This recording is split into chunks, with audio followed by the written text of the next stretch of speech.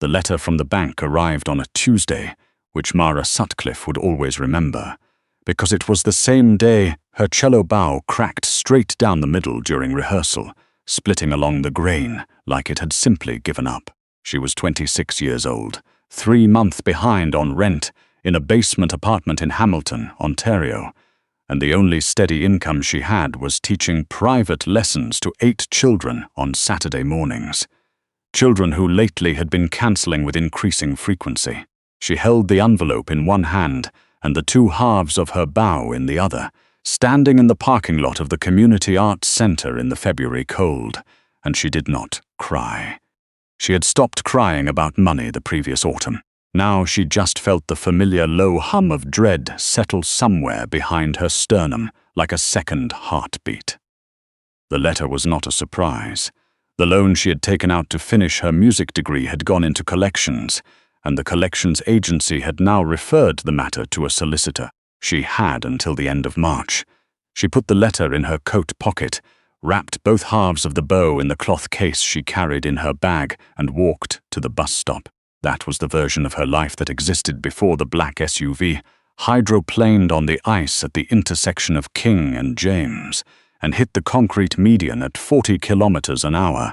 Mara heard the impact before she saw it, a sound like a drawer of cutlery dropped from a great height, then glass, then the slow groan of metal settling.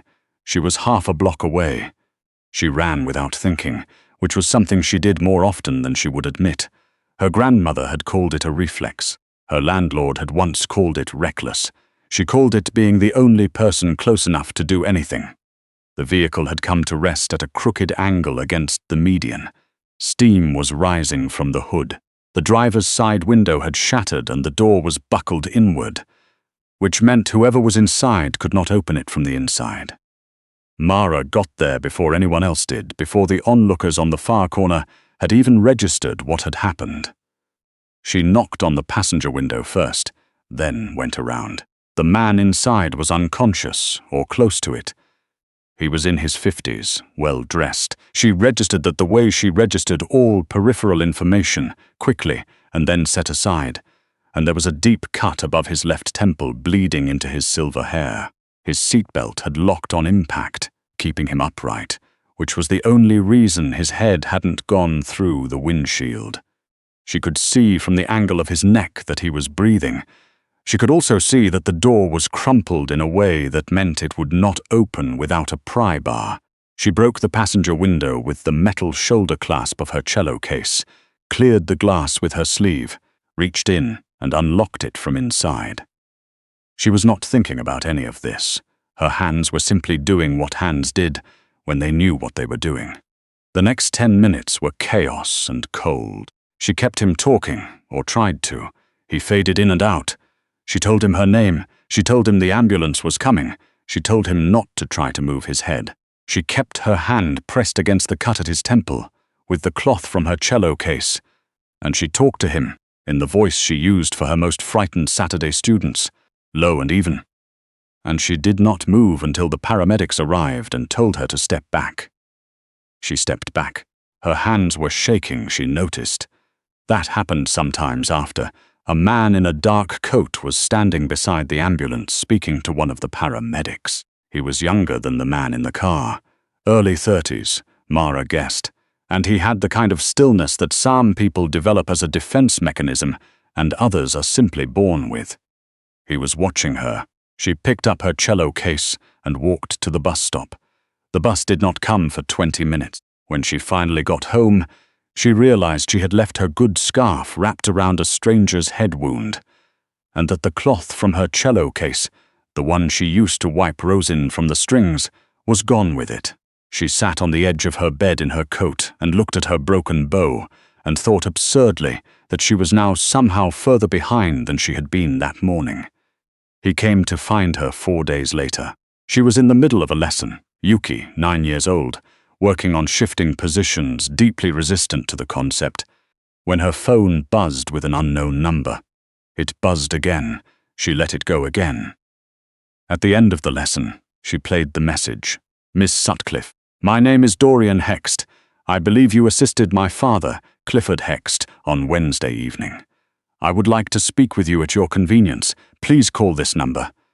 The voice was the same voice she had noticed at the accident scene, measured, controlled, not unfriendly, but not warm either, the voice of a man who had learned to be careful with warmth.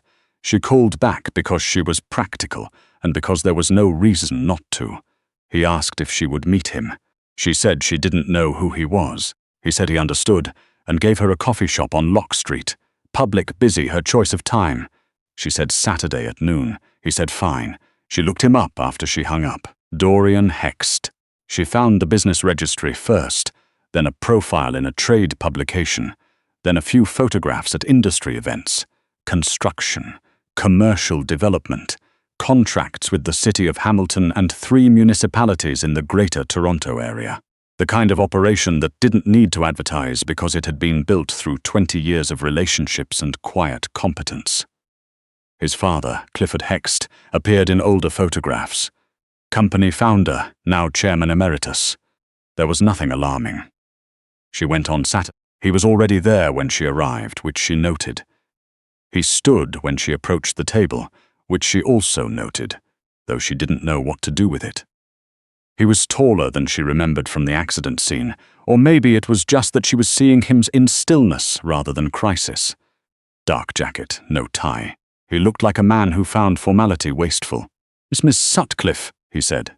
"You can call me Mara." He paused, not uncomfortably, more like he was deciding something. "Dorian," he said. They sat. He asked what she wanted to drink. She said coffee, black. He ordered the same. "My father is recovering," he said. They kept him 2 nights. He has a mild concussion and 16 stitches above his left ear, but the neurologist says there's no lasting damage. He paused.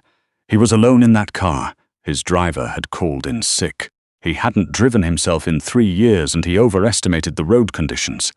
"I'm glad he's all right," Mara said.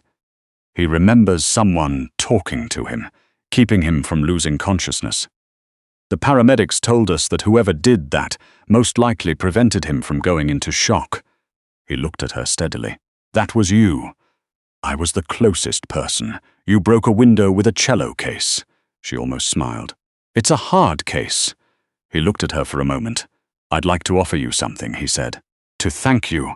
You don't have to. I know I don't have to." There was a very slight edge of impatience in his voice, like a person who was accustomed to saying things once. "My father asked me to, and I agree with him." She wrapped both hands around her coffee cup. She had told herself on the walk over that she would not accept anything. It felt strange to accept things from strangers. It always had. But the envelope from the collections solicitor was still in her coat pocket. She had moved it from coat to coat for 4 days because she couldn't decide where to put it down. "What kind of something?" she said. "His regular driver just gave notice. He needs a replacement. Someone calm in difficult situations, clearly." He said it without humor, but there was something in the set of his mouth that suggested he was aware of the irony. "It pays well, benefits. It doesn't require a commercial license, just a clean record, and it's immediate." Mara looked at him.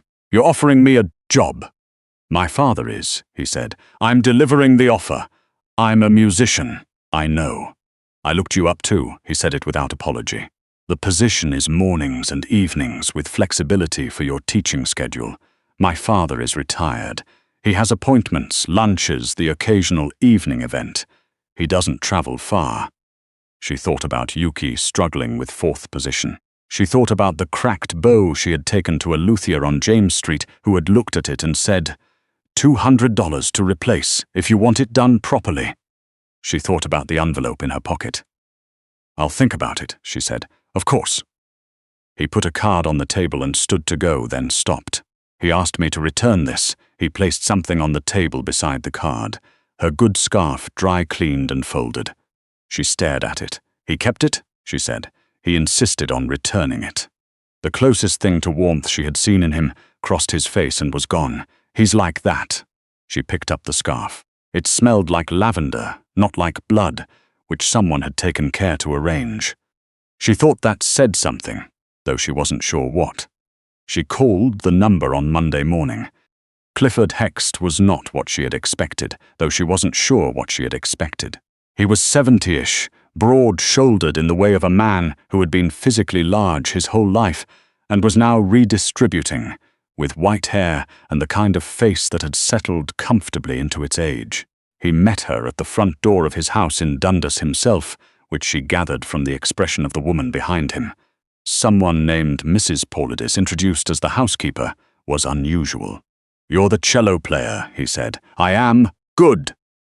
He shook her hand. His grip was strong, which surprised her, and he held on for a beat longer than necessary, looking at her the way her grandmother used to look at people she was deciding whether to trust. Then he let go and said, "Come in, I'll make tea."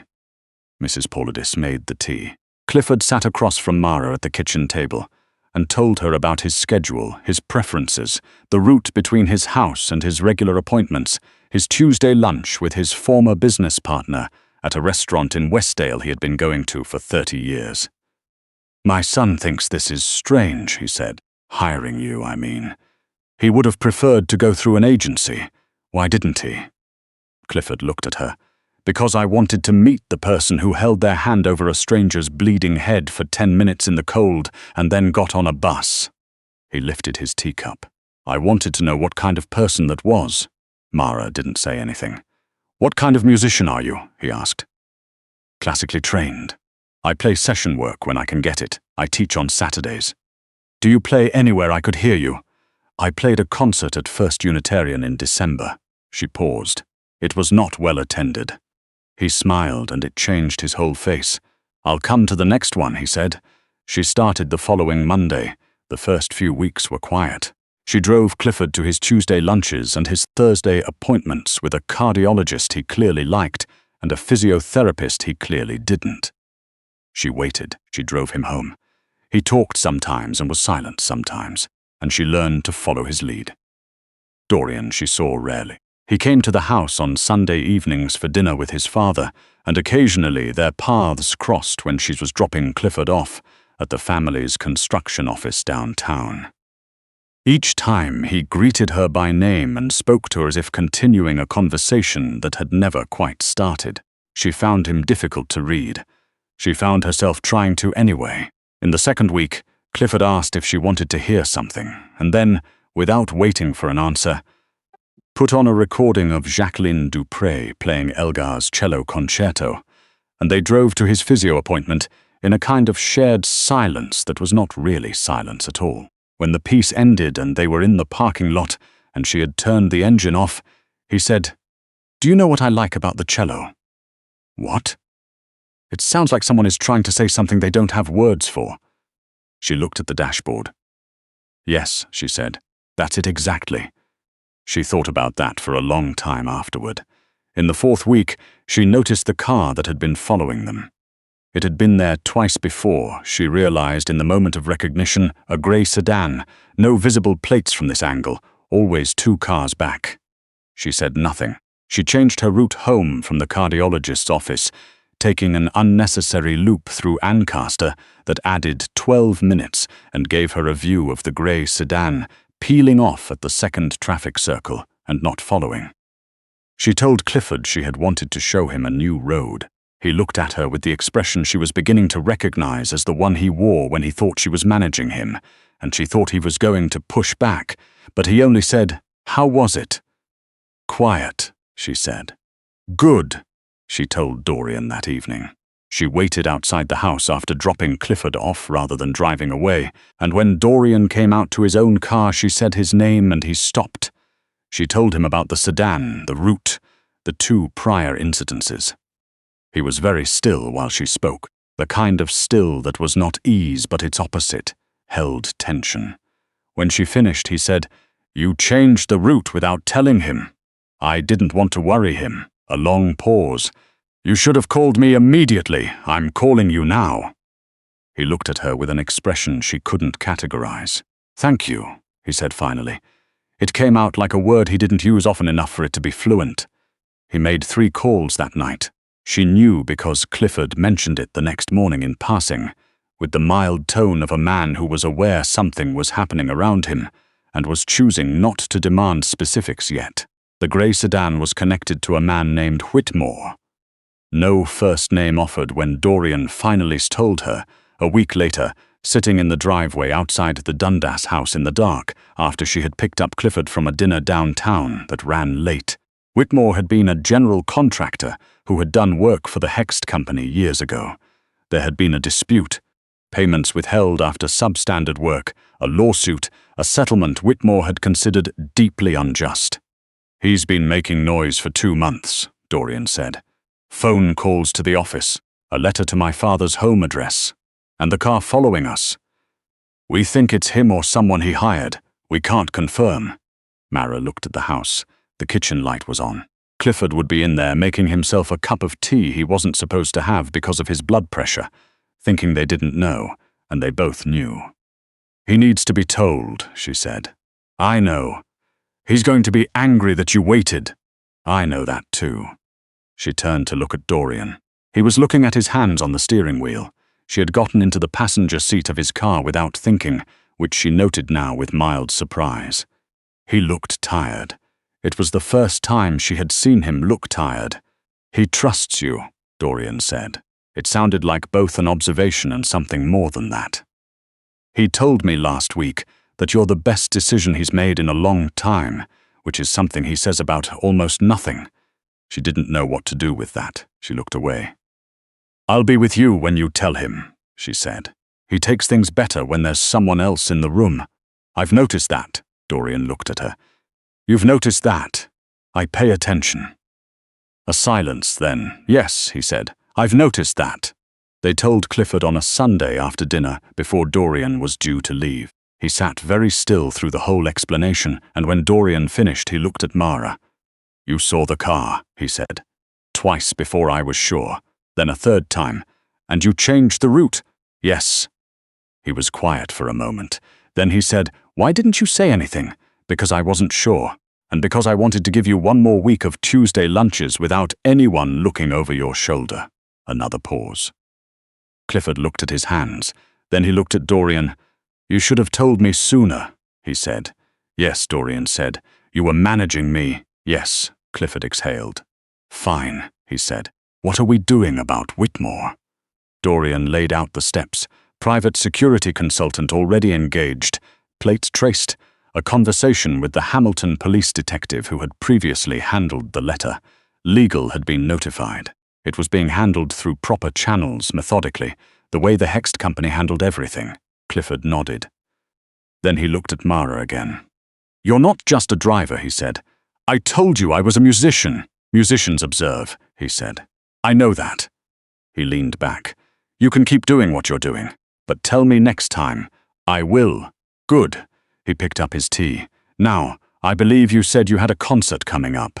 She blinked. "I said I might have one. In April at the conservatory.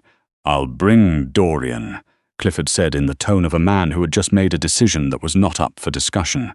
"He needs to sit still and listen to something without a screen in front of him." Dorian opened his mouth.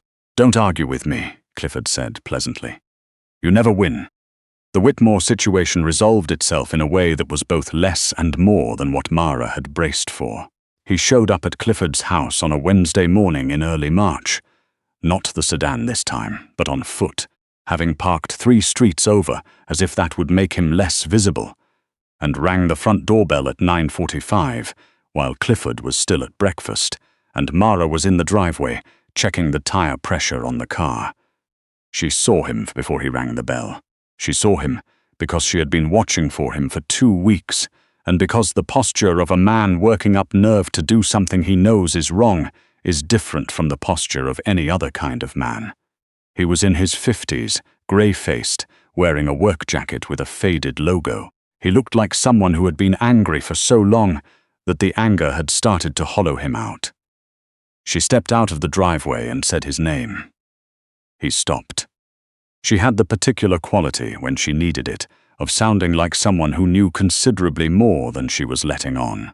She had learned it from years of managing frightened students, and from a childhood with a grandmother who had been unflappable in the particular way of women who have survived a great deal. "Mr. Whitmore," she said again.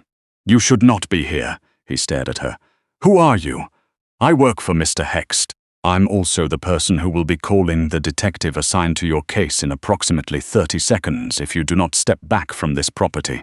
She held her phone up, not threatening, just visible. A statement of fact. You've already crossed 2 conditions of the civil order filed last week. I don't think you want to add a third. There was no civil order. The police had filed a report, not an order, but the report had referenced the letter to the home address, and Whitmore, if he had any legal counsel at all, would have been told to stay away. She was betting he didn't have counsel. She was right. He looked at the house, then at her. His face was doing something complicated.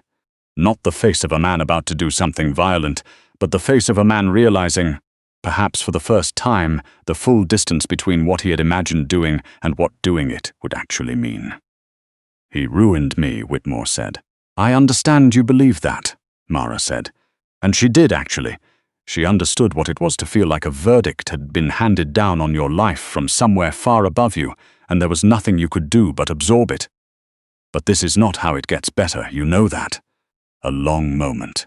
The cold was sharp. From inside the house, she could hear the faint sound of the radio Clifford always had on in the kitchen. Whitmore left. She watched until he turned the corner, and then she exhaled, slowly, into the cold air. Her hands were steady. They always were at the moment. It was only after that they shook. She waited 5 minutes. Then she called Dorian. He arrived in 20 minutes. When she told him what had happened, he stood very still in the driveway with the particular expression she had come to recognize as the one that meant he was revising something. Not his opinion of a situation, but of a person. You told him there was an order, he said. I told him he should not be here and implied the rest. You're not a lawyer. No, she agreed. And if he'd called your bluff, he wasn't going to. Dorian looked at her. She looked back. The February light was doing something complicated with the frost on the driveway, and she noticed, not for the first time, that his eyes were the particular dark grey of weathered slate. I want to know how you knew that, he said. People who are genuinely dangerous don't look the way he looked, she said. He was frightened. He'd worked himself up to this moment for months, and when it came, he didn't know what he was doing there any more than anyone else. She paused. I teach children. You learn to read when someone needs a way out instead of an escalation. Another silence. Then, my father said you were the best decision he'd made in a long time. You mentioned that! I didn't say I agreed with him at the time. She waited. I was wrong, Dorian said. He said it without qualification, which she realized. Watching him cost him something. Not because he was arrogant, but because he was a man who had learned to be careful about what he confirmed out loud. I know, she said, and then, because she felt the conversation tipping towards something she was not yet sure how to navigate. You should go tell your father what happened before Mrs. Paulidis does. Mrs. Paulidis. She was watching from the front window for the entire conversation. Mara picked up her phone and her keys. She watches everything. I think she's been watching me for 2 months. The look on Dorian's face was almost something she could categorize. Almost. Mara, he said. She turned. The concert in April. My father's right that I need to sit still for something. A pause. The measured quality was back, but underneath it was something less controlled. I'd like to be there. She thought about the second half of the Elgar concerto, the part that always felt like something trying to be said without the right language. She thought about the cracked bow she had replaced in March with the first paycheck, about the letter from the solicitor she had answered, with a payment schedule, about Clifford at the kitchen table, telling her that the cello sounded like someone trying to say something they didn't have words for. It's April the 9th, she said. 7 o'clock. I'll be there, he said.